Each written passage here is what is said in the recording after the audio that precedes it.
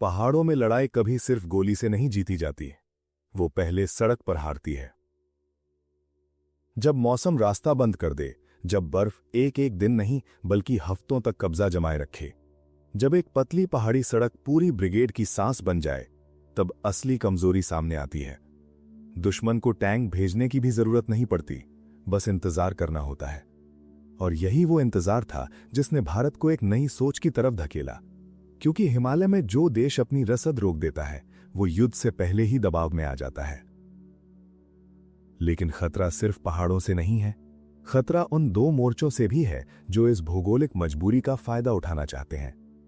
एक तरफ चीन है जो सीमाओं के ऊपर सड़कें नहीं, पूरे सैन्य गलियारे बना रहा है।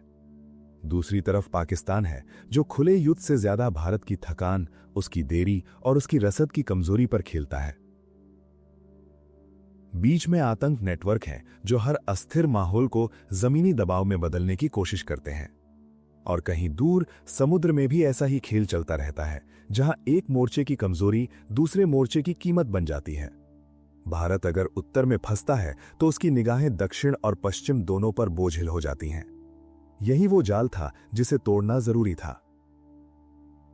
यहीं से शिनकुन ला सुरंग सिर्फ एक सुरंग नहीं रहती, ये एक जवाब बन जाती है। एक ऐसा जवाब जो मौसम से नहीं, रणनीति से चलता है। क्योंकि पहाड़ों में सबसे बड़ा सवाल यह नहीं होता कि रास्ता कितना लंबा है, सबसे बड़ा सवाल यह होता है कि रास्ता कब तक खुला रहेगा। और जब जवाब शायद हो, तो सेना की योजना भी शायद पर टिक जाती है। यही निर्भरता भारत की पुरानी कमजोरी थी। दुश्मन इस कमजोरी को समझता था। वो जानता था कि अगर ऊंचाई पर सप्लाई धीमी हुई तो सैनिकों की ताकत कम नहीं, उनकी लय टूटेगी। और लय टूटना किसी भी मोर्चे पर हार की पहली सीढ़ी होती है। दिल्ली को यह समझ आ चुका था कि अब केवल पोस्ट्स को मजबूत करना काफी नहीं है, अब पूरे सिस्टम को स्थायी बनाना था। इसी दबाव में सड़क, ब्रिज और सुरंगें सिर्फ इंजीनियरिंग प्रोजेक्ट्स नहीं रहीं, वे सैन्य रणनीति का हिस्सा बन गई। रक्षा मंत्रालय की सोच में यह बदलाव साफ दिखा। रक्षा मंत्री राजनाथ सिंह के स्तर पर मंजूरी का मतलब केवल निर्माण नहीं था, बल्कि एक संकेत था कि भारत अब पहाड़ों में रिएक्टिव नहीं, प्रोएक्टिव रक्षा चाहता है। और जब सीमा पर लॉजिस्टिक्स की बात आती है तो सेना की प्राथमिकता तय करता है थल सेनाध्यक्ष का आकलन। कहां तैनाती टिकेगी, कहां सड़कों की कमी जानलेवा बनेगी और कहां एक सुरंग पूरे सेक्टर की टाइमिंग बदल सकती है। यह निर्णय किसी एक नेता का नहीं, पूरी सैन्य मशीनरी के दबाव का नतीजा था। लेकिन इस कहानी में केवल बंदूक और बर्फ नहीं थी, एक और परत थी, आर्थिक परत। क्योंकि हर सुरंग का मतलब है पैसा, समय, स्टील, मशीनरी और लंबे समय तक चलने वाला निर्माण। वित्त मंत्रालय और इंफ्रास्ट्रक्चर संस्थानों के लिए यह सिर्फ खर्च नहीं था, यह निवेश था। ऐसा निवेश जो युद्ध से पहले युद्ध रोक सकता है। नीति आयोग जैसी संस्थाएं इसी तरह के प्रोजेक्ट्स को दीर्घकालिक राष्ट्रीय क्षमता के रूप में देखती हैं। क्योंकि अगर कोई परियोजना सर्दियों में भी चालू रहे तो वो सिर्फ सेना की मदद नहीं करती, वो पूरे क्षेत्र को भारत के नियंत्रण में रखती है। सड़कें व्यापार भी लाती हैं, सीमावर्ती बस्तियों को जीवन देती हैं और नागरिक उपस्थिति को मजबूत करती हैं। और जहां नागरिक बसते हैं वहां संप्रभुता और ठोस हो जाती है। लेकिन यही वो जगह है जहां खेल और खतरनाक हो जाता है, क्योंकि चीन ये सब देख रहा है और पाकिस्तान भी। चीन के लिए यह सुरंग सिर्फ एक भारतीय निर्माण नहीं है, यह भारत की उस कमजोरी का टूटना है जिस पर बीजिंग ने सालों तक दबाव बनाया। ऊंचाई, दूरी और मौसम का त्रिकोण।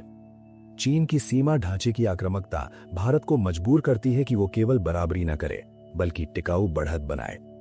और पाकिस्तान के लिए यह दूसरी तरह का झटका है। वो जानता है कि जब भारत का उत्तर पश्चिम अधिक स्थिर होगा तो उसकी सीमा पार उकसावे की रणनीति उतनी असरदार नहीं रहेगी। क्योंकि एक मजबूत लॉजिस्टिक नेटवर्क केवल सैनिक नहीं पहुंचाता, वो निर्णय लेने की गति भी बढ़ाता है। और युद्ध में गति अक्सर मनोबल से बड़ी चीज होती है। यहीं पर विदेश नीति भी खेल में आती है। विदेश मंत्रालय के स्तर पर एस जयशंकर का काम सिर्फ बयान देना नहीं है, काम यह समझाना है कि यह निर्माण आक्रामकता नहीं, रक्षात्मक आत्मनिर्भरता है। क्योंकि दुनिया की बड़ी शक्तियां ऐसे प्रोजेक्ट्स को अलग नजर से देखती हैं। अमेरिका भारत को एक संतुलनकारी ताकत की तरह देखता है। रूस पुराने रक्षा रिश्तों और नई भू राजनीति के बीच संतुलन खोजता है। यूरोप इसे सप्लाई चेन और स्थिरता के चश्मे से देखता है।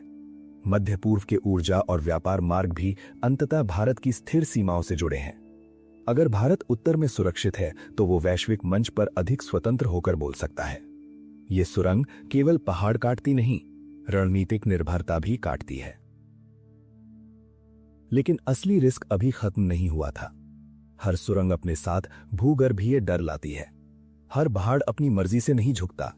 निर्माण में देरी हो सकती है, मौसम बदल सकता है, खदान जैसी चट्टानें प्रोजेक्ट रोक सकती हैं और एक गलत अनुमान पूरा शेड्यूल बिगाड़ सकता है। अगर सुरंग अधूरी रही तो निवेश दबाव बन जाएगा। अगर सुरक्षा खामी रही तो ये सुविधा नहीं, लक्ष्य बन जाएगी। और अगर समन्वय टूटा तो सेना, इंजीनियर, ठेकेदार और नीति निर्माता सब एक दूसरे की गलती ढूंढने लगेंगे।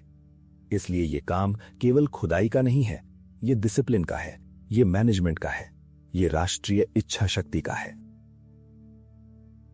और यहीं असली क्लाइमैक्स आता है।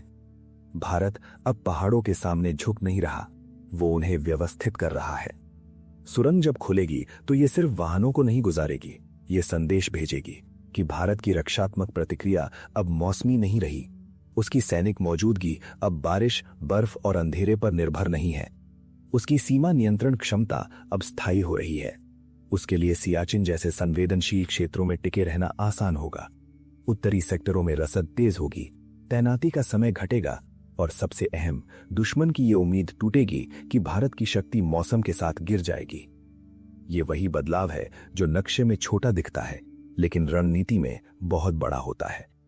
एक सुरंग, लेकिन उसके पीछे एक नया सैन्य युग, एक रास्ता जो बर्फ से नहीं रुकता, एक संदेश जो सीमा पर लिखा जा रहा है और एक सवाल जो हर विरोधी को परेशान करेगा कि अगर भारत अब पहाड़ों के भीतर अपना स्थायी रास्ता बना रहा है तो अगला दबाव कहां बेअसर हो जाएगा।